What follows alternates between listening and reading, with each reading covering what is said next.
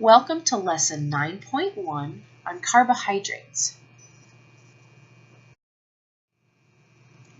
In this lesson, we're going to look at research that addresses some controversial questions surrounding the role of sugar in obesity, diabetes, and other metabolic complications. You will also get a chance to explore this topic further in your assignment this week. We will also take a look at both glycemic index and glycemic load and how these may affect risk of diabetes. And finally, we will review fiber recommendations and also evidence as to its potential effects on insulin sensitivity and risk of developing type 2 diabetes. There has been a lot of controversy surrounding the role of sugar in the epidemics of chronic disease we're currently experiencing in America. The first paper on your reading list attempts to address several of these issues. For example, does sugar by itself promote the development of diabetes and other conditions? Or is it all a weight issue, with the source of kilocalories having no significant bearing on the results? And do the results differ with the type of sugar used? For example, fructose versus sucrose, or added sugar from beverages versus added sugar from food.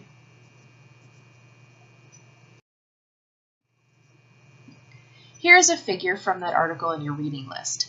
The idea is that sugar may increase metabolic risk both directly and indirectly.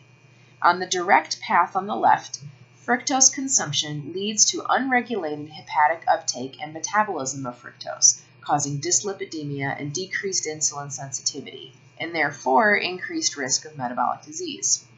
On the indirect path, shown on the right of the figure, sugar consumption promotes an increase in body weight and fat mass, which then leads to dysregulation of lipid and carb metabolism and increased risk of metabolic disease. One of the main points here is that disease risk may be exacerbated when added sugars are consumed along with a diet that promotes obesity.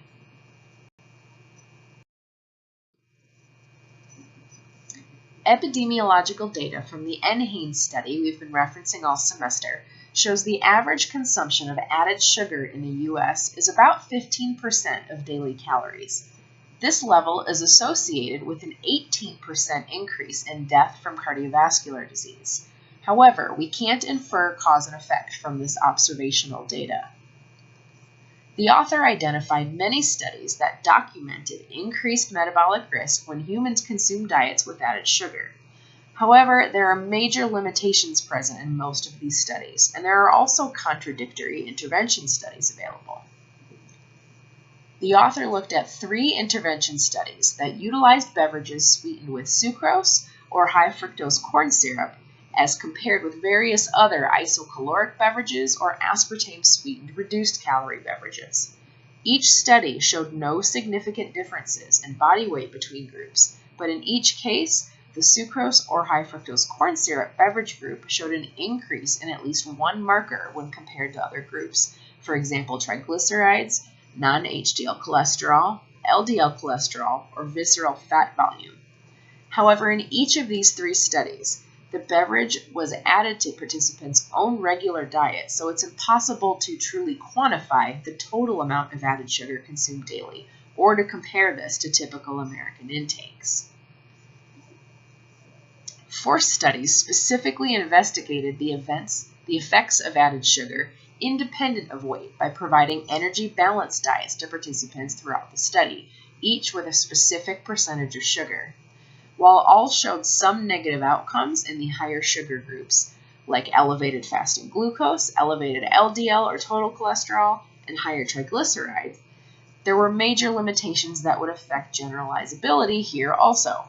For example, abnormal energy distribution, uncommon meal patterning, high overall fat content, and differences in saturated fat content. There are a variety of proposed mechanisms discussed in the article, specifically as they relate to unique features of fructose metabolism. The author also describes several different studies whose results indicated no adverse health effects associated with added sugar consumption. There was considerable analysis of one such study, which happened to produce strikingly different results from one of the author's studies with a similar design. However, the author points out several design flaws or sources of limitation, and also notes that each of these studies was either funded by industry or conducted by researchers who received consulting fees from industries with related financial interests. The author clearly believes that industry-supported studies are fueling the controversy with misleading study results, but acknowledges the limitations that exist in studies that do point to detrimental effects of sugar.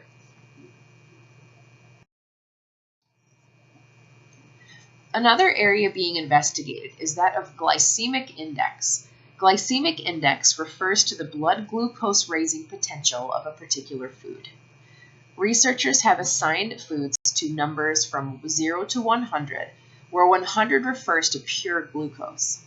Generally, anything over 70 is considered high glycemic index, and foods below 55 are considered low GI. But glycemic index does not take into account the quantity of carbohydrates consumed, so that is where glycemic load comes in. This is calculated by multiplying the GI times the grams of carbohydrate in a serving, and then dividing by 100. For example, watermelon and a plain bagel have a similar glycemic index, but the number of carbohydrates in a serving of watermelon is far fewer than a bagel, so the glycemic load is lower for the watermelon.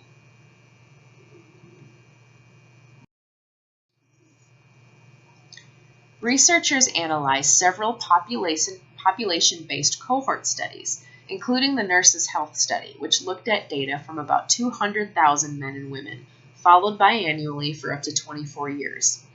Data showed that subjects who had a high glycemic index or glycemic load diet and low cereal fiber intake had an increased risk of nearly 40% for type 2 diabetes. Further analysis of about 70,000 women from the Nurses' Health Study found diets high in starch, low in fiber, and with a high starch-to-fiber ratio were also associated with increased risk of diabetes. These studies were all observational in nature, though, so causal relationships cannot be established. A recent randomized crossover control feeding study put subjects on 4 different diets: high glycemic index high carb, high glycemic index low carb, low glycemic index high carb, and low glycemic index low carb. Despite these differences, all 4 diets were based on the DASH patterns we learned about earlier in the semester. Each diet lasted 5 weeks, and each subject completed at least 2 of the study diets. At the end of the study, the low glycemic index diets did not show improvements in insulin resistance, lipid levels, or blood pressure when compared to the high glycemic index diets. This indicates that low GI-GL may not have an effect on insulin resistance or cardiovascular outcomes when subjects already have an overall healthy diet. Fiber by itself is another area of interest, not just as it relates to glycemic index. The current dietary guidelines recommend 14 grams of fiber per 1,000 kilocalories consumed daily. Not everyone knows or tracks their calorie intake, however, so there are also adequate intakes suggested by gender and age. For adult males, 38 grams of fiber are suggested, which corresponds to a kilocalorie intake of about 2,700 per day. And for adult women, 25 grams of fiber are recommended, which would fit with a kilocalorie intake between 1,700 and 1,800. Unfortunately, usual intakes in the United States are estimated around 15 to 16 grams per day, which is far below the 14 grams per 1,000 kilocalories that's recommended. The reason for this is most Americans don't get enough good food sources of fiber like whole grains, beans and legumes, nuts, fruits, and vegetables. In a cohort study of healthy adults, the group with the highest intake of cereal fiber was significantly associated with decreased risk of type 2 diabetes when compared to the lowest intake group. Fiber from fruits and vegetables, however, did not demonstrate similar results. There have also been some intervention studies using resistant starch, which found enhanced insulin sensitivity with intakes as low as 15 grams daily. Resistant starches are starches that resist digestion in the small intestine, hence their name. They can be fermented in the large intestine and act as prebiotics, and also produce short-chain fatty acids in the colon, which can reduce the release of free fatty acids and glycerol. Some may also produce viscous solutions, which slow digestion and absorption, reducing the glycemic index. Some examples are rolled oats, beans, barley, and underripe bananas.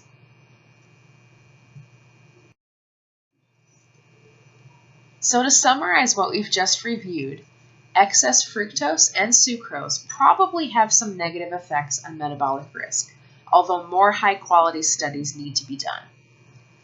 High glycemic index may increase risk of diabetes, especially when fiber is low. But these effects were not seen for those following the DASH diet. High amounts of cereal fiber and resistant starch may also improve insulin resistance. In the next lesson, we will take a look at the potential effects of non-nutritive or artificial sweeteners.